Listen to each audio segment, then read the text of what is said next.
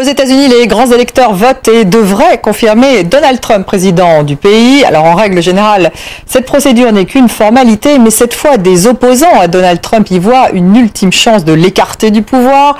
Plusieurs pétitions demandent aux grands électeurs de ne pas accorder leur bulletin aux milliardaires, mais il faudrait que 37 des 306 grands électeurs empochés par Trump retirent leur vote. Alors une telle trahison politique semble peu probable, mais pas impossible. Olivier Boulinck. Eux ne veulent pas de Donald Trump pour président. La raison de leur colère, le fait que plus d'Américains, 2,5 millions de personnes, aient voté pour Hillary Clinton plutôt que pour Donald Trump. Mais aux États-Unis, le vote est indirect.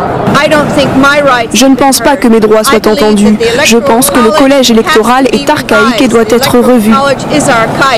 Et pourtant, c'est ce collège, vieux comme la Constitution américaine, qui devrait désigner Donald Trump président. Lui qui, en 2012, qualifiait ce système de désastre pour la démocratie.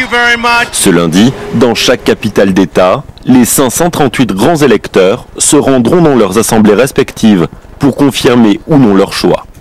Un vote papier, placé sous scellé, et doublé d'un courrier recommandé envoyé aux archives nationales. Au soir de l'élection, Donald Trump l'avait emporté avec 306 grands électeurs contre 232.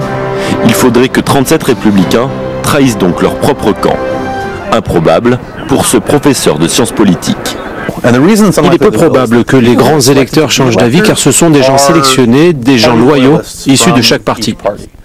Mais la pression est forte. Ce grand électeur républicain, Michael Banerian, roule sous les courriers. Ça vient de l'Oregon, de l'Oklahoma, de l'État de Washington.